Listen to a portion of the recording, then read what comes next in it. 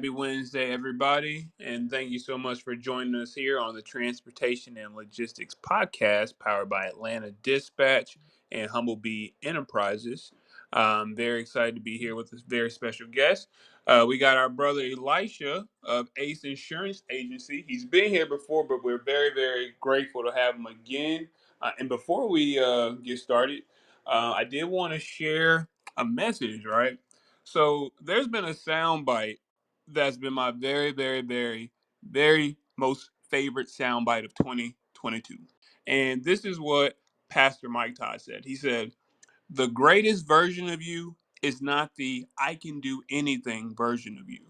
The greatest version of you is the disciplined version of you. The greatest version of you is the one that has parameters. And then he gives examples. I don't do that. I don't drink that. I don't go there with these people. I'm focused, right? And we have 2 weeks left in 2022. And I pray that, you take heed from those words as we enter 2023. But without further ado, what's up, brother? How you doing today, Elisha? I'm good. I'm good. How you guys doing today? Brother, very, very blessed. Thank you so much for asking. I appreciate you for being here. I did want to go ahead and set the foundation for this discussion. This is about really insurance. It's about drayage, obviously, but specifically the way that insurance intersects with drayage. Okay, and again, setting that foundation. We know that the FMCSA requires 750,000 on automobile liability coverage to get a carrier authority. Most brokerages, however, require a little bit more. So we're going to say that most motor carriers have to have at least 100K in cargo coverage and 1 million in automobile and general liability coverage to move freight for them. That's just the industry standard. Sometimes you have more. Sometimes a broker might say you have to have 250K on the cargo, and you got to have an aggregate of 2 mil on those other ones. But look, let me ask you this: although general liability coverage is not always required, by domestic truckload brokerages, is it a staple in the drayage world? Like, do you have to have general liability to do drayage? Yes, And it's why is that? 100% required. Because of the risk tolerance with a lot of these equipment providers. Remember, you're not only doing business with the broker that you're pulling the load for. You're also doing business with the equipment provider that owns the container as well. So any event that something happens, they want to make sure that not only do you have auto liability coverage to cover bodily injury and things of that nature, if the truck gets into an accident, but they also want to make sure that the general liability that your company in itself is insured. Okay, okay, okay. No, I feel it. I feel it. And that's interesting that you say that. I can see why that's very, very important. Another one of those things that is, iffy. Not all brokers require this, but actually is predicated normally on where the motor carrier is based out of. Like, where is their company registered out of? That says whether or not they have to get workers' compensation. Is that something that is required for every single drayage provider, no matter where they're based out of? No, it's not Okay. required. So Okay. you do have to know your local laws, for the state that you're operating in, and whether or not if your drivers are W-2 or if they're 1099. If you're allowed to put your drivers on a W-2 or a 1099 based on the local laws in the state that you're in. But with the UIIA, most of the equipment providers do not require you to have workman's compensation. The only time you really run into it is when you're dealing with, when you're trying to register with the rail yards. So if you're trying to deal with CSX, Norfolk Southern Rail, things of that nature, there is an addendum that you do have to fill out. It's additional steps. So you have to fill out an addendum on the UIIA website in order to actually get approved to do the rail yards, and you may even have to fill out an addendum to be approved to handle certain equipment providers' containers. But if you're in one of those states, or if you do qualify to be exempt from workman's compensation, what you have to actually do is write a letter on your company's letterhead, and submit that to the UIIA, and they'll actually approve you for that equipment provider in lieu of you having workman's compensation. Okay, cool. I didn't know that you can get around it that way. I Yeah, really. you can definitely get around it because you got to understand, like, a lot of guys, especially if you're in Texas, you're not required to have workman's comp unless you have over a certain amount of W-2 employees. So in a state like Texas, you don't. It's not required to have it. Why pay the 14% of your payroll percentage to maintain workman's comp if it's not a state requirement? Or if you're a one man band, meaning you have you're the owner and the driver, you're essentially exempt from workman's comp because you don't have any employees. So the way around it is, you just write a letter saying I'm exempt from workman's comp, and you submit it. Gotcha. Okay, now that makes perfect sense. And you mentioned something that I did want to, talk about a little bit more. All right, the UIIA. All right, Hmm. how does a motor carrier get their company in the UIIA, and why is that important that they even do that in the first place? So to me, I think every trucking company should have a connection to the UIIA. It just helps you diversify your portfolio and also broaden your horizons when you're getting into trucking. The first thing you have to do is make sure that the policy that is being offered to you, and unfortunately, for the guys that have Progressive, this is not something that will be an option for you. But you have to make sure that the policy being offered to you has what's called a UIIE1 endorsement, or the Truckers Uniform Intermodal Interchange endorsement on your policy. And that essentially means that you have what's called any and all owned autos on your policy, or hired and non-owned on your insurance policy. Those are the endorsements that are also required, and they're not expensive. It may cost you an extra $400 a year to have those endorsements on there. But if you have those endorsements on your policy, at that point, I would recommend you applying for a scat code. Get your scat code, file for your insurance code with the UIIA, and then work with an experienced agent. Make sure you have an experienced agent that is able to upload your blanket certificate of insurance, or your Accord 22 form to the UIIA, so you can start getting approved with the equipment providers that you're going to be working with. Gotcha. Okay, yeah, I appreciate you going through that. I mean, so you got to have the UII E1 endorsement on your insurance in order to, be able to get into the UIIA. UIIA stands for Uniform Intermodal Interchange and Facilities Access Agreement. In case you guys missed some of the previous discussions we've had about drayage. But there's one other thing that a motor carrier would have to get in order to be able to get into the UIIA system, and that's the SCAT code. What is the SCAT code, and what is it really for? All right, so the scat code is issued, and guys, you got to bear with me because I know its acronyms, but I got to look it up while I'm on the phone No, with no, you. I got you. That's Yeah, like but the the. scat code, it stands for Standard Carrier Alpha Code. And the scat code is actually issued by the scat code is issued by by National Motor the National Motor Freight Traffic Association. So in order to get a scat code, you actually have to go to nmfta.org, apply for your scat code there first, and then once you get your scat code, then you go to the UIIA and get your insurance code. Gotcha. Okay, so that's basically a trifecta, you would say. You got to get Yes, your authority, you got to get the endorsement on your insurance, and then you got to get your SCAT code. Are correct. we missing? Are we leaving anything out?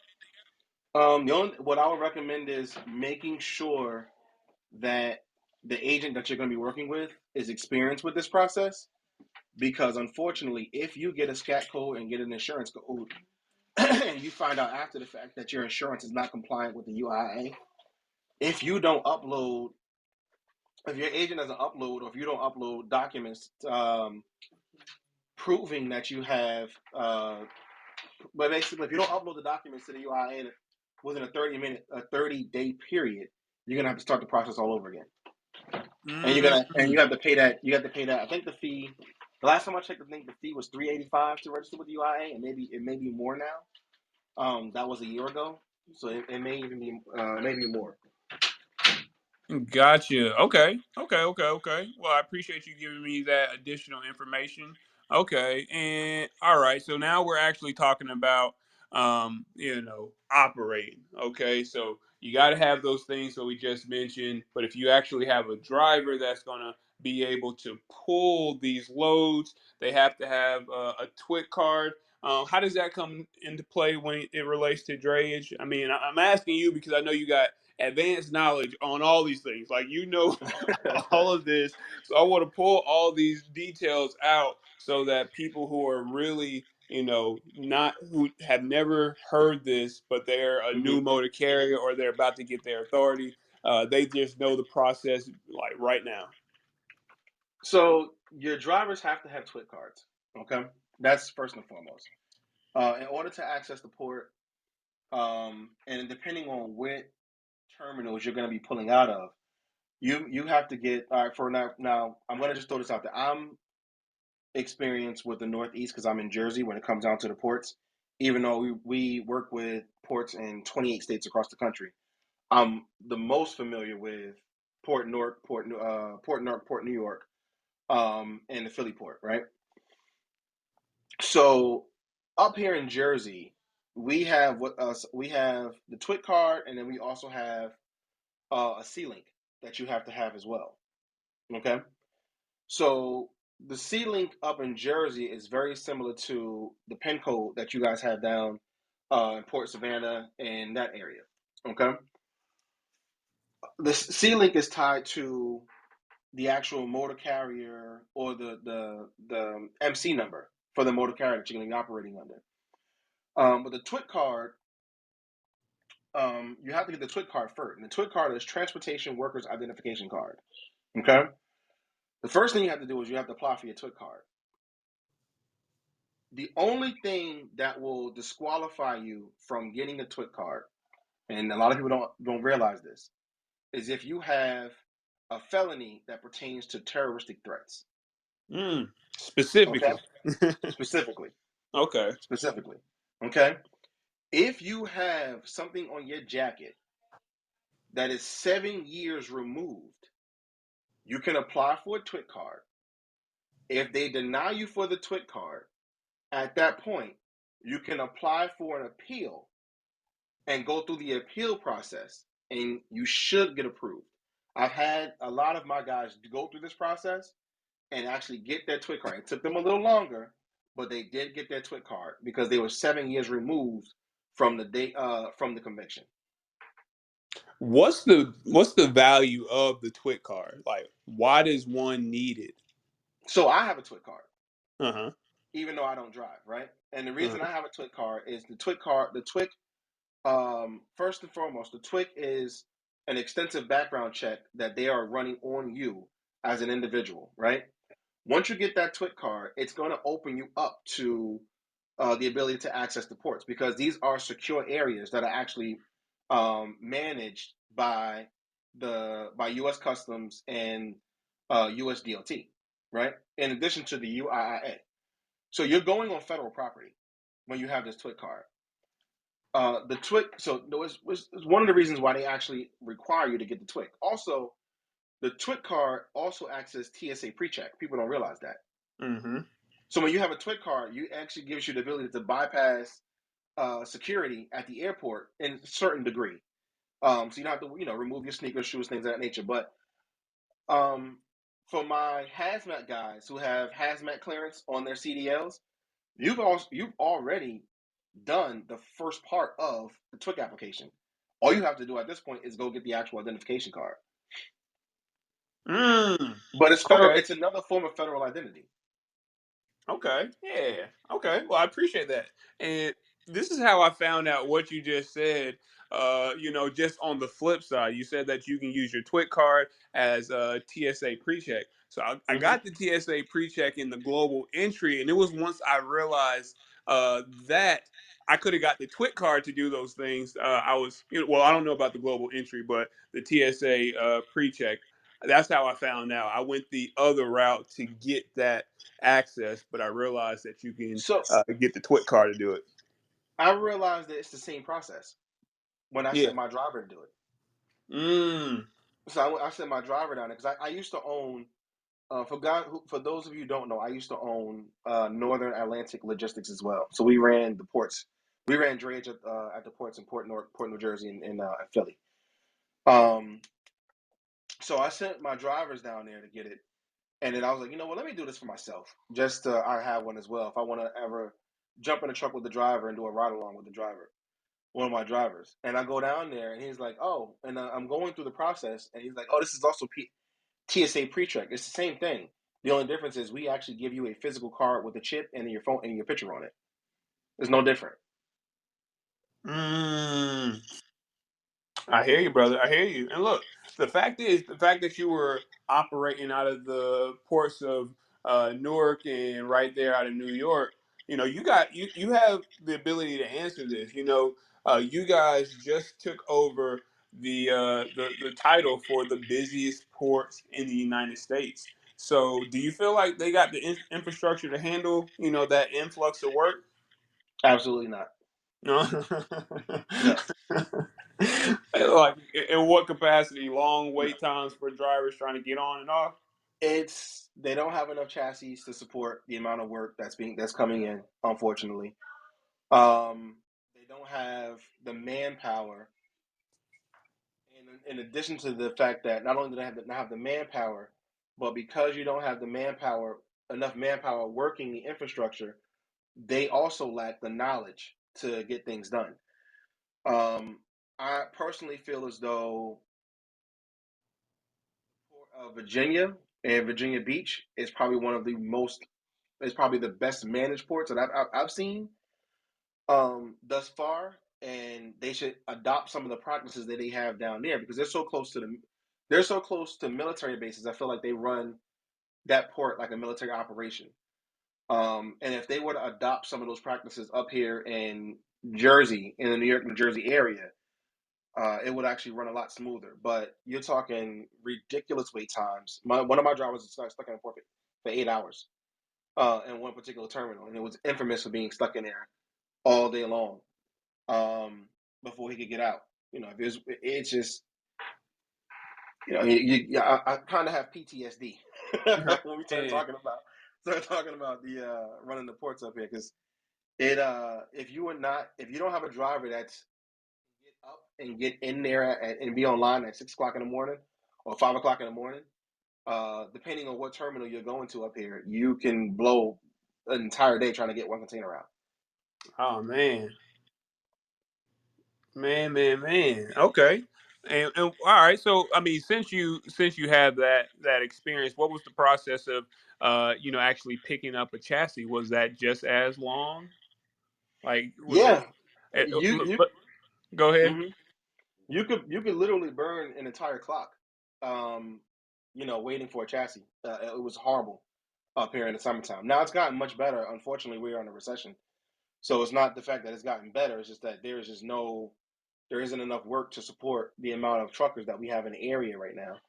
Um, but I've had one of my guys. They said they waited uh 8 hours, 8 to 9 hours for a chassis, just sitting waiting for a chassis.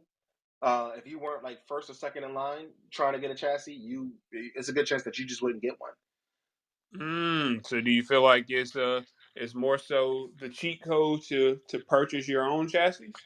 if you can find one. Right Mm. now is a good time to find one because again we're in a recession. People are starting to sell off equipment. So I would start looking for a chassis now. Start preparing for all my guys that hoarded cash and ran their businesses efficiently. I would start looking for my own chassis right now.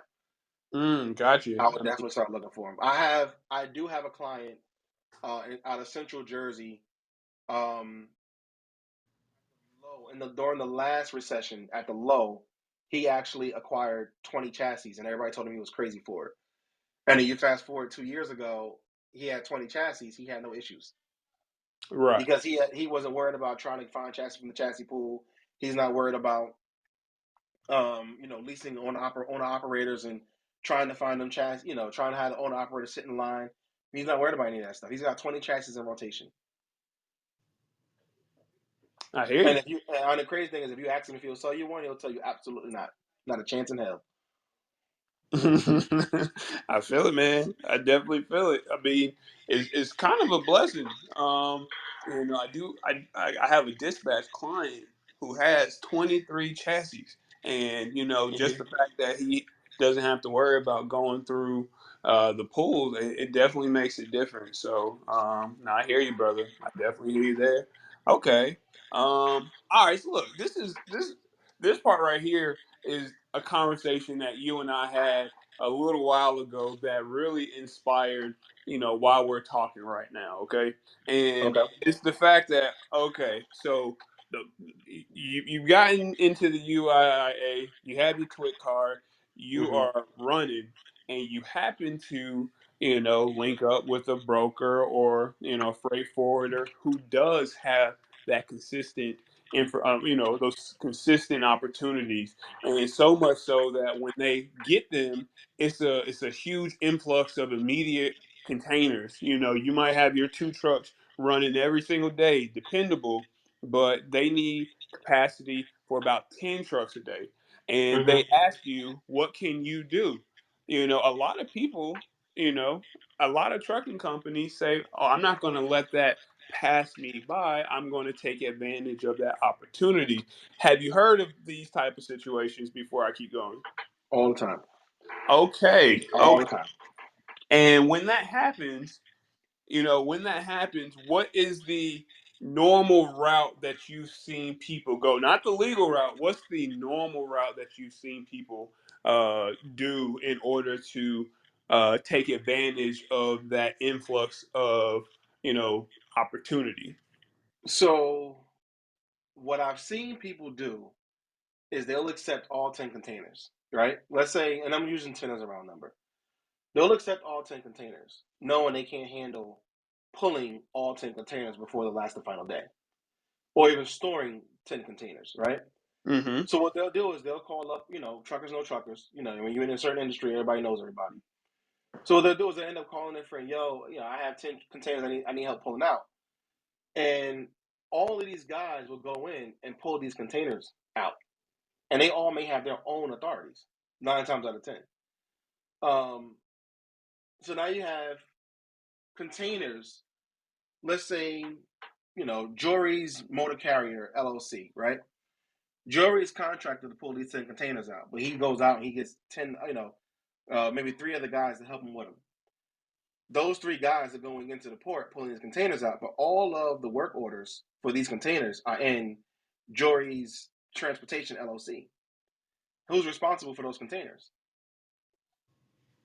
Jory is, right? Right, right. Right. Now, what happens if one of those containers ends up missing? One of the containers flips, is damaged. Let's say the merchant, anything can happen, right? Who's responsible for that?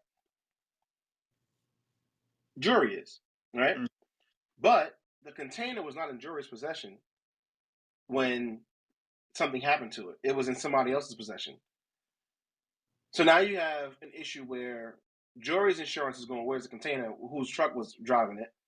The other guy's going, well, this container was in your possession.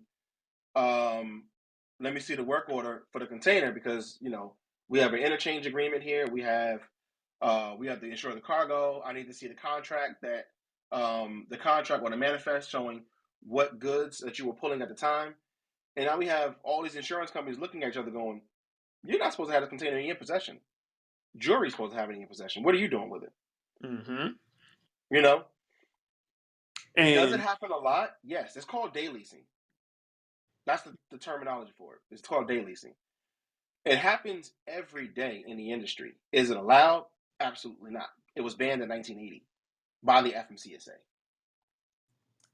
So it happens a lot, but we see it done every day. I see. I didn't know there was an actual term. That might even Yeah, show my age in this thing. Okay, so daily said, okay, and I mean, so if it was banned, I can understand because who's at fault? There's so many people to go around that, and nobody's insurance company wants to take a hold of that one. So it's been banned. Do you feel like the industry, right? Hmm. Do you feel like the industry look at this like double brokering on the domestic truckload side, or do you feel like they just say, okay, well, I need to get these moved, so I'm just gonna not look. I feel like because of the demand that we had previously, post recession or pre recession, Mm-hmm. um, that a lot of people turned a blind eye to it. Unfortunately, brokers, motor carriers, freight forwarders, everybody turned a blind eye to it, and it always becomes an issue when something happens. Now, I always speak from experience. I have had this happen where one of my drivers pinned out a container out of Port of Savannah. He was not supposed to have that container in, was it Savannah? It might have been Savannah. I think it might have been South Carolina. He was not supposed to have this container in his possession, and unfortunately, the truck flipped. Okay, the Mm-hmm. truck flipped coming off of the interstate, making a left turn.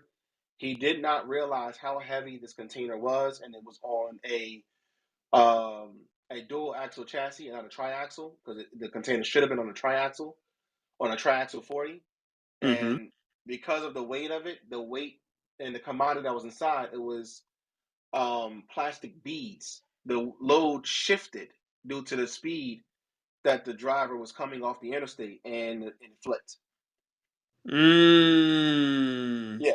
So this is another reason why we don't like day leases, because if you don't provide the other motor carrier all of the information, they can show up with the wrong equipment to pull this container out. Right? Now, again, I'm always speaking from experience. If I tell you I need help with pulling a 20-foot container out of the port, but what I don't tell you is that it's a 60,000 pound 20-foot container that's loaded up with granite tile, with pieces of granite tile. You're gonna show up with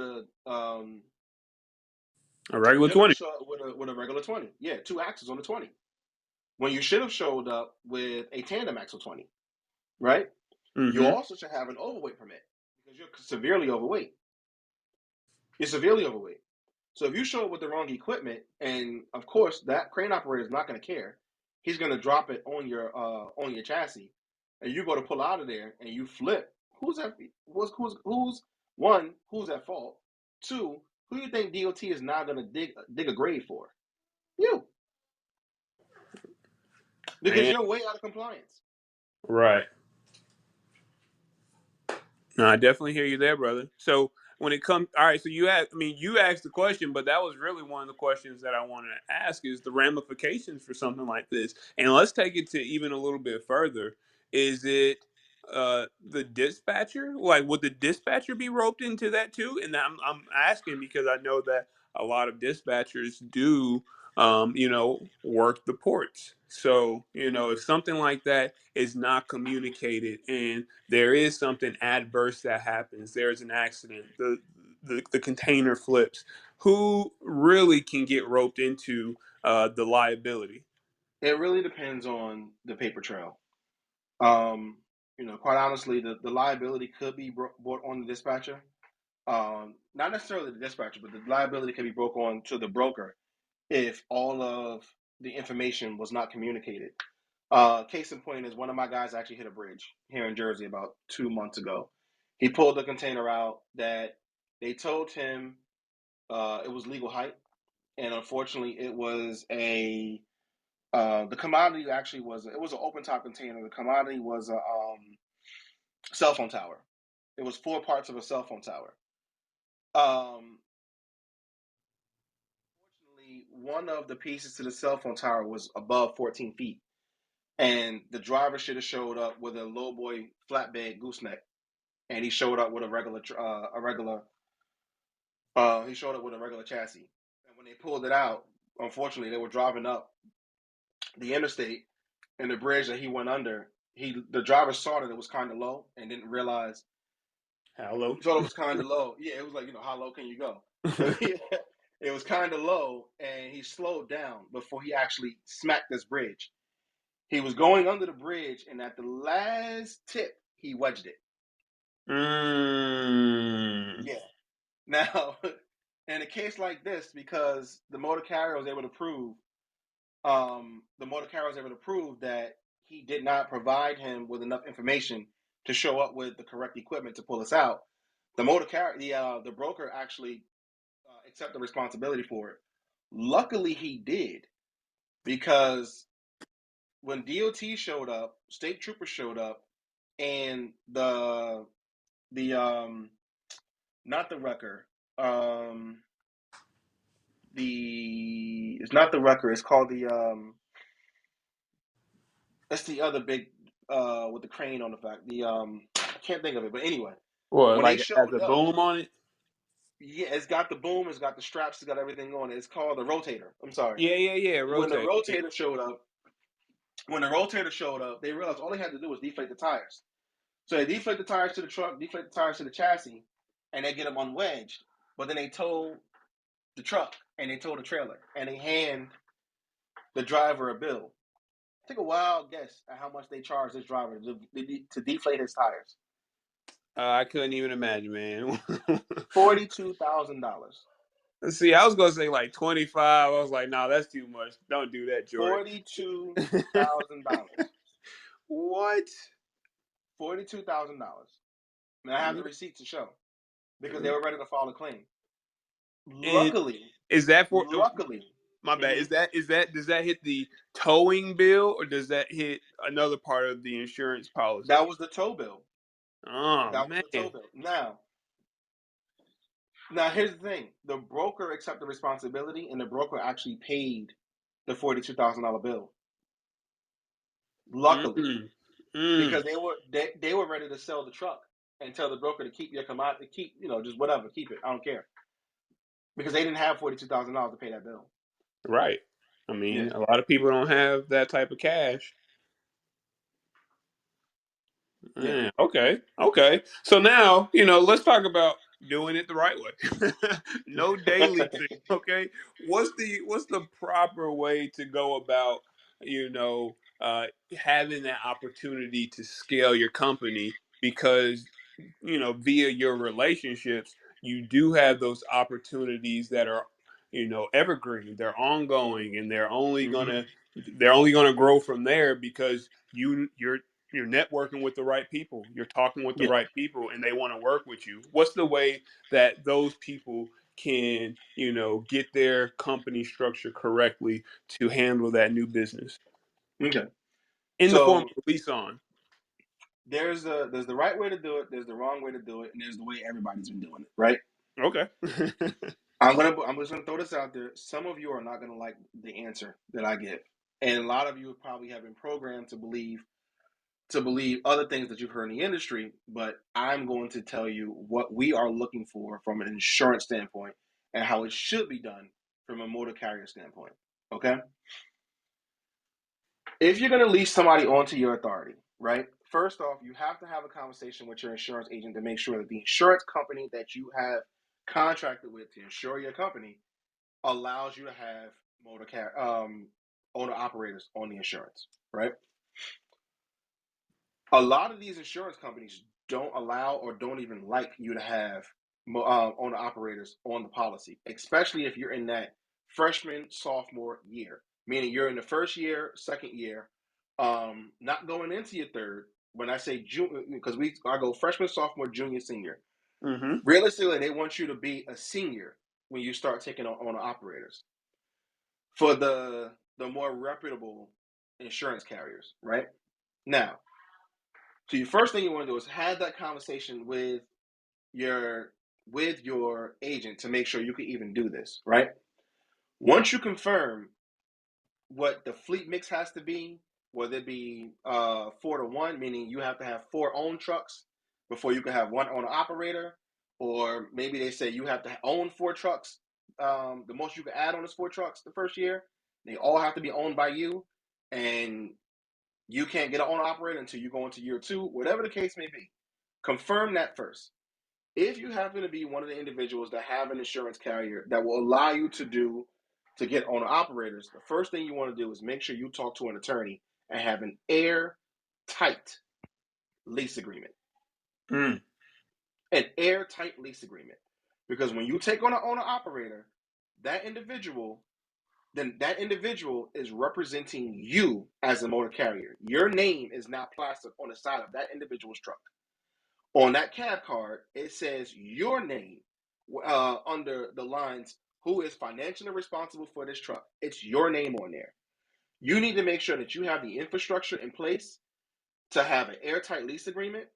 You have an inspection, and it's somebody to go out and inspect those trucks, because if they fail an inspection, that also affects your DOT. You need to make sure that you're running background checks on those drivers. That, to me, I run background checks on all my drivers. The only thing that will disqualify me from hiring a driver is a charge that's sexual in nature. If you got something on there that has anything to do with sex or a sex offense, I will not hire you.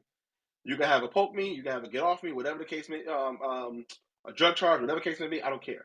But if you got to get off me on your background, I'm not hiring you. Run your backgrounds, right? Run the drug test. They have to qualify in the consortium just like everybody else. So you want a lease agreement, background check, drug test, MVR.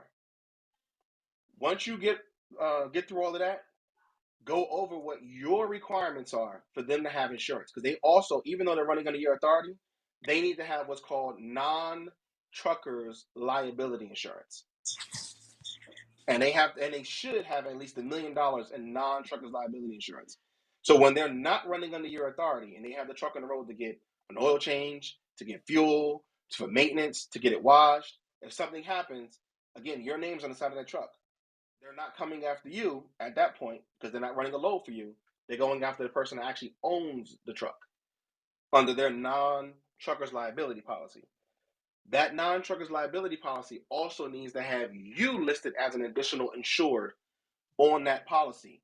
So any event, something like that happens, when the attorneys get involved and the attorney sends you a letter saying you're being sued and you're being roped into this litigation, you have access to that other individual's non-truckers liability policy to say, hey, listen, he has his own insurance. He wasn't running under my authority. He was running on his own on his own time.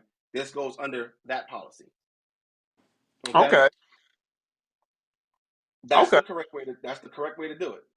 Okay. Now, what's common practice? You got a truck. I have an authority. How much does it cost to add this truck to my authority? Add this truck to my authority. Add this driver to my authority. Here's his MVR. He qualifies. Done. I see it every day. Mm. I see it every day. And what happens is 2, 3, 4 months down the line, I get an email. Hey, remove this owner operator from my policy. He's no longer running with us. Yada yada, whatever the case may be. And they're Doesn't gone. that hurt eventually? Having all Yes, it those. does. Okay. Yes, it does. Because now I have to prove why I'm removing a truck from your authority. I mean, from your insurance. I have to prove it. And if you don't have a lease agreement, with that individual, I have to show them proof or material reason why I'm taking that truck off. Because if that truck still has your name on the side of it, or that cab car still has your name on it, I can't remove it. So you Mm. have to get me a lease termination agreement saying, hey, this individual is no longer running under my authority. Once I have that, then I can submit the documentation to the underwriter to have that removed. I got you. I got you, brother. Okay. Well, look. Let me ask this. Mm-hmm. What is the difference between that owner operator who's leased on having bobtail insurance versus Mm-hmm. what you said, which was the non-truckers liability insurance? Is it one and the same, or are those very two different policies? They're virtually one and the same. Okay. They're virtually one and the same. Bobtail insurance is basically Like if you're deadheading and things of that nature. They're very, very, very similar, even though they have different names. To be honest with you, you really can't tell the difference between a bobtail and a non-trucker's liability policy. Okay. I use the term non-truckers liability because Progressive loves non-truckers liability. That's what everybody goes to get when they need bobtail insurance. It's the easiest policy to get. They'll Uh, call it non-truckers liability, but if you go somewhere else, they go, I need a bobtail. okay. No, I'm happy to learn. We got the colloquial version, and then we have what the industry actually knows it as. So that's why I wanted to make sure that I was looking at apples and apples versus am I tripping? Are these two different things? Yeah, but Yeah. no, you definitely clarify that. And um, that was a very thorough process. And I appreciate you for going through it. I have seen it more so on the latter, what's the bare minimum we need to do in order to get linked up without the understanding of how tied to one another. It's kind of like a marriage. It's definitely like a Hmm. marriage, allowing an owner operator to lease on to a company. Thankfully, the people that I've seen it from, up close and personal, they have gone about it more of the appropriate way, because Hmm. they were the ones that really taught me about the true process and why speed isn't always what you need to get a deal done. You just got to make sure that you're doing it the correct way. So, Yeah. I can tell you from experience, I've been doing this for a while. All of the motor carriers I've seen pop up and try to grow extremely fast, and they want to get owner operators, and they're being real quick and making decisions on haste. I want to say 9 out of 10 of them failed.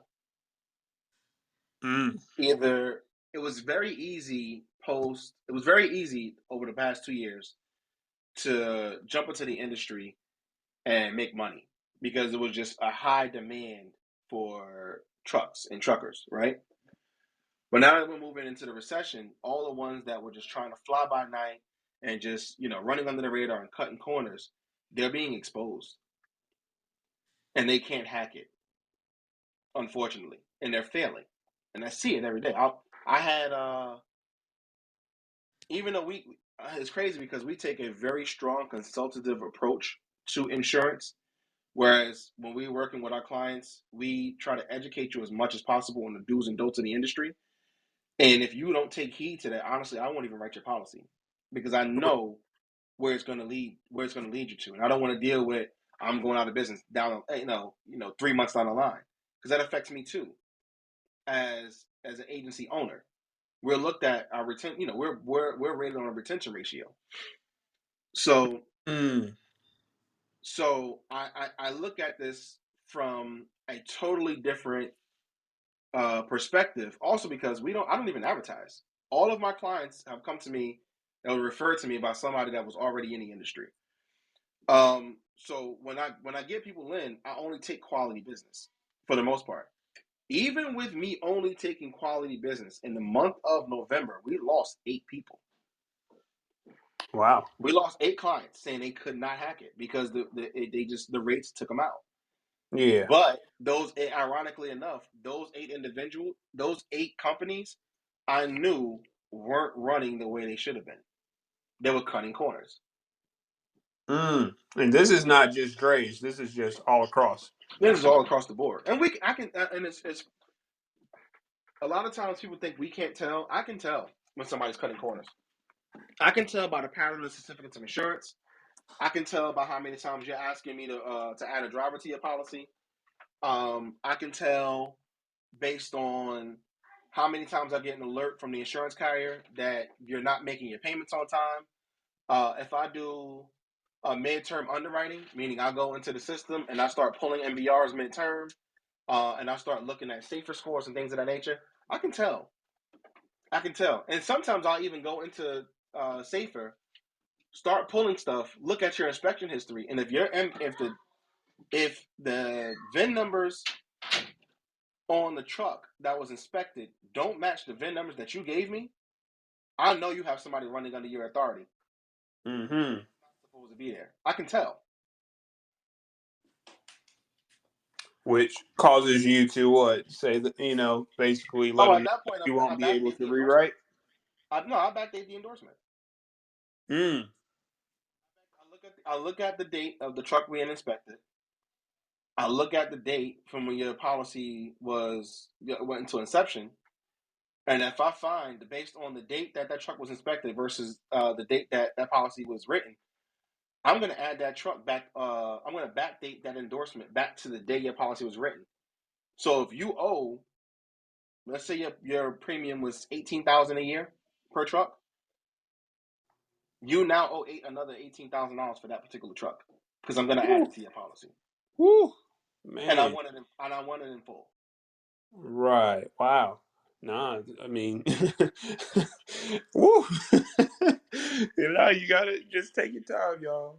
Just do what you need to do on the front end, so you don't have to, look for that surprise check in the mail. Excuse me, bill in the mail. No, I Yeah. appreciate that. I appreciate that.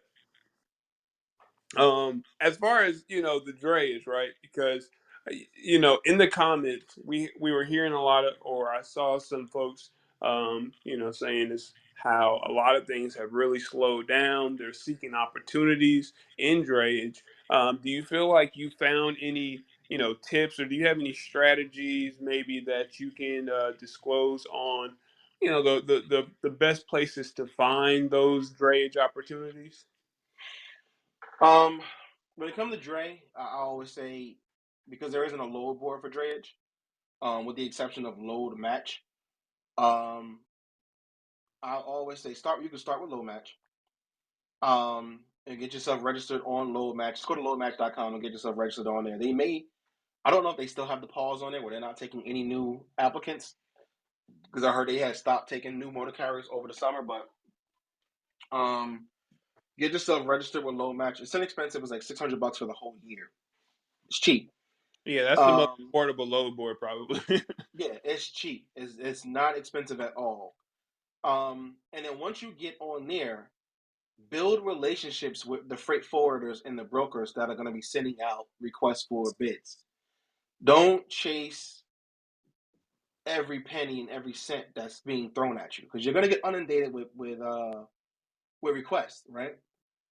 And some people, they love to go. I'm going for the big number. I'm going for the top dollar, but the big number is going to be here and going tomorrow, right?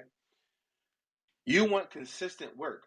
So if you have a container that's going, let's say 100 miles, that's going to pay you 1,100 bucks, I'd rather take 10 containers that's paying 1,100 bucks than take one container that's going to pay me $3,000.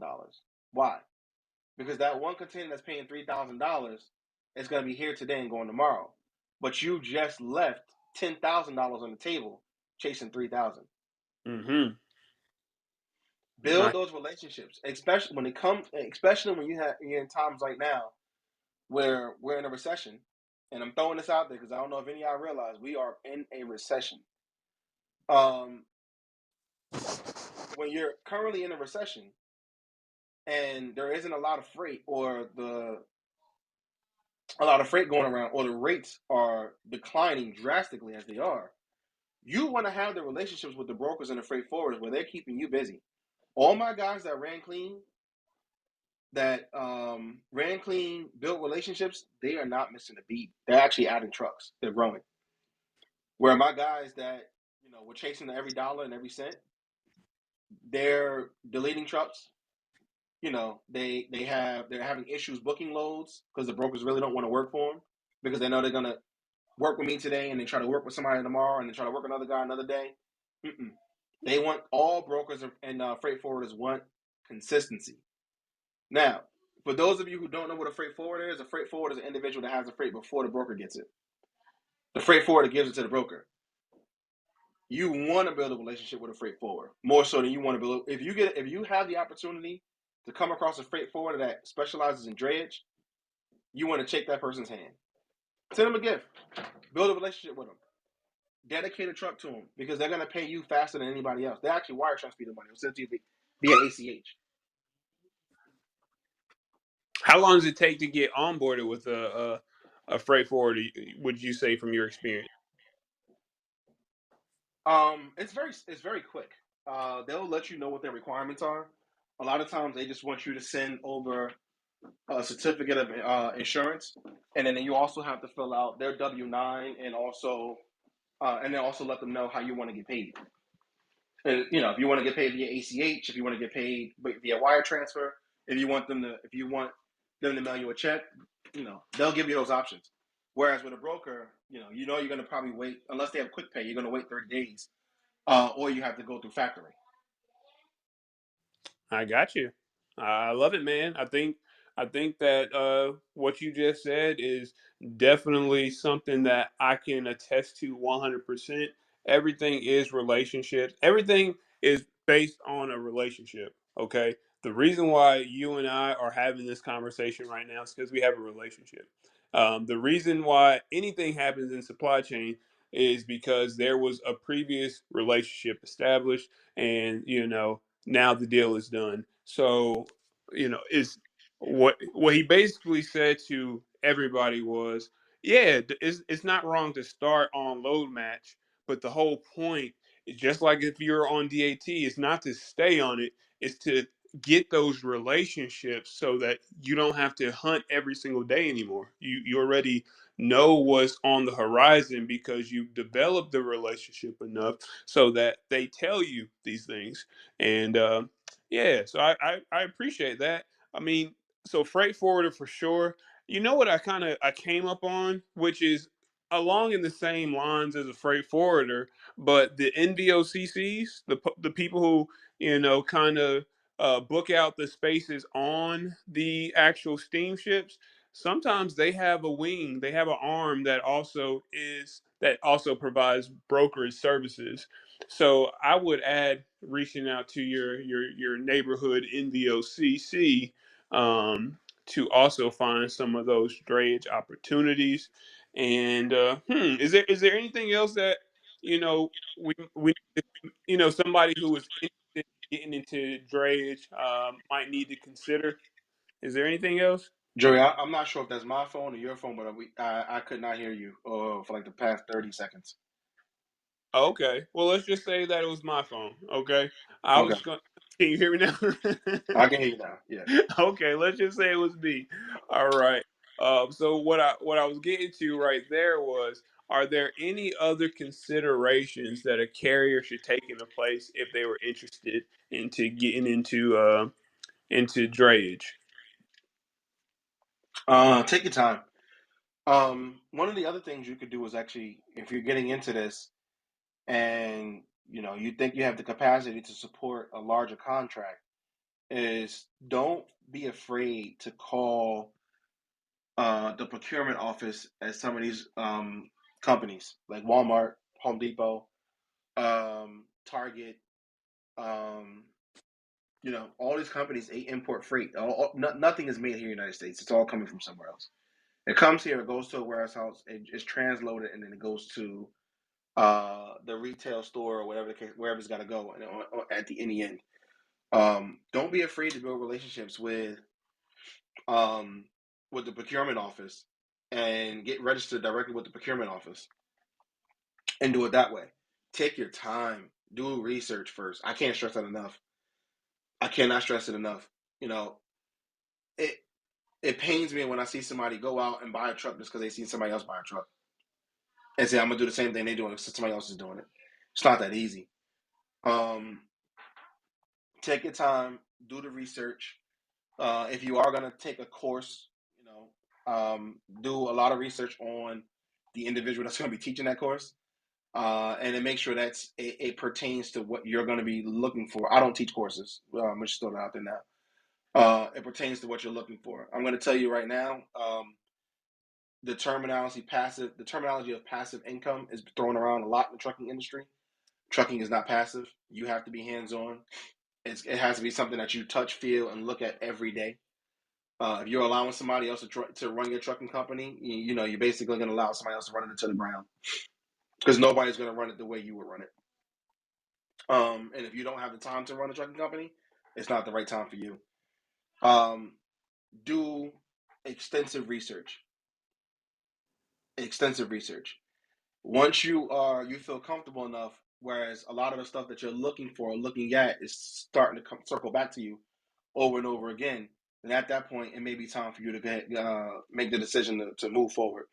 But um, realistically, I will tell anybody that's looking to get into this industry right now, take your time. Just take your time. Just take your time. Okay. Well, I appreciate that, brother. I truly do. You know, I probably have about 30 more questions, but I'm gonna save them. I'm gonna save 'em just because I I got do a, feel. I got a couple more minutes. Okay. All right. Well, look. Well, let me Yeah. ask you this. Hmm. This is a little. This is more specific, right? This is you Okay. already operating, and your mindset to use these pieces of information. But like, how did the ERD and the cutoff time, play a role in your operation? So ERD, earliest return date, and the cutoff time. Hmm. Like, how did you?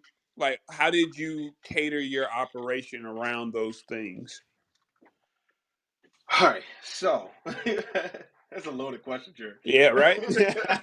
Yeah, I try to say it. I try. That's loaded. So, the ERD comes into play when you're doing exports and difficult. Really realistically, you have to have storage in order to try to get ahead of a lot of those things. For us, we were blessed enough to have six different parking spots or storage locations to store containers, and if we needed to, we could go up to eight where we were leaving the trucks. So for us, when it came out to the ERD, we would actually work with the broker to see, hey, listen, can we pick up this freight early, right? If we could pick it up early, we'll work with you on the storage, but we really want to get it on as long as it's not perishable, we want to get it in the container and get it to the yard. So when we know when the ERD is and they start accepting those containers at the port, we can get them delivered as soon as possible. And the great thing about it is, with the ERD and doing an export, at the end of the day, you're left with an empty chassis. So you may be able to do a double move in the port, whereas you could return, do an export, take that container into the port, drop it off, take a loaded container into the port, drop it off, and then turn around and pull a loaded container out of the port and put that container in storage and deliver it another day. So in your mind, exports, might be it just because you have the ability to come up on the way out. I love exports. To Mhm. me, exports are the way to go. Especially when you have backlogs with and now we're gonna get a little technical. We had backlogs with like Yang Ming, where we Mhm. couldn't return Yang Ming containers or Hapag Lloyd containers, or Oni containers. We had actually even CMA containers at one point in time where we had issues with returning those containers. You get stuck with an empty container for a month Mhm. trying to get it off. And if you don't have the ability to get another chassis, how are you going to continue running your operation if all your chassis are tied up with empty containers on them? Okay. Mhm. So the way what we would do is if we had an issue where we had the inability to work to return empty containers, at that point we start making phone calls to some of the brokers I know that specialize in export. And I'll let them know, hey, listen, I got 5 CMA containers sitting on my lot, or I got 10 Yang Mings, or I got the most I've had was 10 Yang Mings, which was awful. Or I got 10 Yang Mings, I have Hapag Lloyds, 24 Hapag Lloyds. Do you have anything available,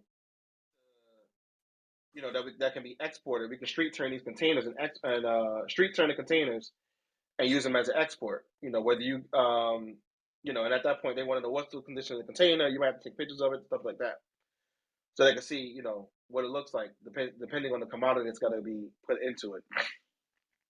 But again, this all boils down to making sure you have strong relationships in the industry. So, we reach out, we call those brokers, and that's how we were getting rid of them. Because if not, you'll get stuck. You'll get stuck, and all the broker's gonna say is, "Oh man, buddy, I'm sorry. I'm working with you. Did you reach out to the carrier, the equipment provider, to see if they're gonna charge you per diem or not? Or can you help us with the per diem? No, I'm not paying per diem. I'm not Right. paying it. Right. Okay. Well, I appreciate you for going in on that. Um, do you ever, when it comes to drayage and maybe even some of the items that somebody might be exporting or importing, do you ever see stuff that is like they require higher cargo coverage? Like, and I mean, how do you feel about just that service as a whole? Somebody being able to get increased insurance coverage on like a single load that's high volume, high value cargo. So you can actually temporarily increase your cargo, depending on what carrier you have. You could call up and say, "Hey, listen, I got a load that's the broker wants me to have $250,000 in cargo insurance. Can I get an increase?" And you can increase it for a certain amount of time that you need it for. So if you need it for, let's say you're only going to have the container in your possession maybe 3 days or 4 days, they'll increase it for a week, and then it'll automatically drop back down to 100,000 after that week is up. Um, I'm gonna be honest with you. I actually prefer to have take the more high value loads at because most everybody in the industry has $100,000 in cargo insurance. Right. A lot of guys don't have 250 or $500,000. So when you're bidding on these lanes with against all the other motor carriers, you may be bidding on a load of, let's say it's a reefer load with gummy bears. It may be 25 guys, or high in the market, maybe 100 guys bidding on the same load. But if I got a load of open top container that's what did we do? We had an open top container of coiled wire that was copper wire. They required 250. Not a lot of guys bidding on that because they don't have $250,000 in cargo. And the crazy part about it is you don't even realize a lot of guys don't realize the difference between having 100,000 in cargo and 250 in cargo, maybe a couple $100. That's it. That That's is it it. a year. I'm so happy you said that because look at how much of a distinguisher that is to have 250K, but because you got to pay more. Did you ask how much more? Because it might Yeah, be worth it. yeah. It might be worth So it.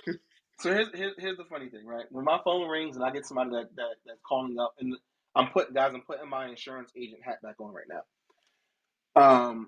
When the phone rings and I get somebody on the phone and they're screaming, "My insurance is too high. I can't, I don't know what I'm paying for and stuff like that." And as we're going through the conversation, one of the first things I always tell guys is stop shopping for price, shop for coverage. Shop for Okay. coverage. Now, of course, you want to make sure the coverage is affordable, but when you shop based on price, you're gonna get burned. Somebody's gonna sell you something that looks like an M&M, but it's gonna be a sugar coated piece of shit. Excuse my French. And I see it all the time, especially when I have people calling me up like, "I got Mojave and I need to get off of this crap." I'm like, "Okay." I'm sorry you did that to yourself. It was cheap. They took a price. Or they go with a risk retention group like OIDA. It was cheap because you were shopping based on price. And then they realize after the fact, I can't do much with this. They're limiting my growth. They want to do hair sample consortiums on my drivers, and I can't find a driver because they're failing the drug test because they're doing hair samples. But my driver hasn't smoked. My driver's telling me he hasn't smoked in 3 months, but they're doing hair sample, and he failed the drug test because they did a hair Right. sample on it. Right. Or a wider wrote a policy for me, and it's a risk retention group, and I'm trying to register with the UIA, and I'm realizing now the UIA doesn't like risk retention groups, and I can't book any loads. So what do I do now? And I have to switch your coverage to something that is, and maybe a little more, but now you have the right insurance policy to actually run your operation efficiently. Right. Because there's Right. a big difference between effective and efficient. You want to shop based on what can I do to make sure my business can run efficiently. Agreed. Agreed. Okay. And this right here will be my last question. Okay. My last Okay. question is we talked about it earlier, standard carrier alpha code. When it comes to actually getting in there and you're operating, how does your scat code come back into play? Throughout your normal operation. So depending on what port you are, so some ports use a SCAC, some use a pen, but when you start pulling out of the ports, they're gonna ask you they always scream, "What's your SCAT code? What's your SCAT code?" And you have to give them your SCAT code when you're at the gate to make sure so you can actually get in there and pull that container out.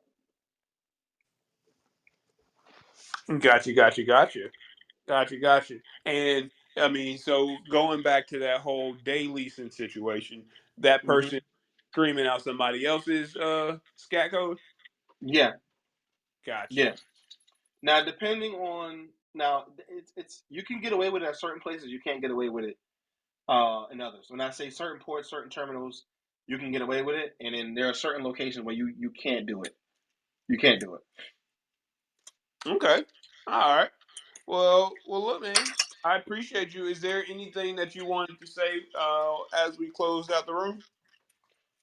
No, just thank you for having me. I really enjoy these conversations. I haven't been on Clubhouse in a very long time. The app looks totally different from when we first started during COVID.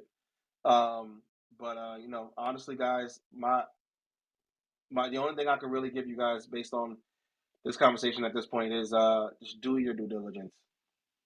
Do your due diligence and take your time. Because if you rush into this, you'll be rushing into a brick wall. Unfortunately, you got to take your time. Yes, sir. Yes, sir. Well, thank you so much for that advice. We appreciate you for joining us up here. And everybody, again, man, it's fourth quarter. We got 2 weeks left in 2022. So just feel free to hit me up if there's anything I can do to help. But definitely finish strong. And I guess join us on Monday as we partner with Freightways Sonar Team to let you know where to position your trucks to take advantage of the market. But yeah, appreciate you, brother. You have a blessed evening. Everybody else too. You too. Thank you.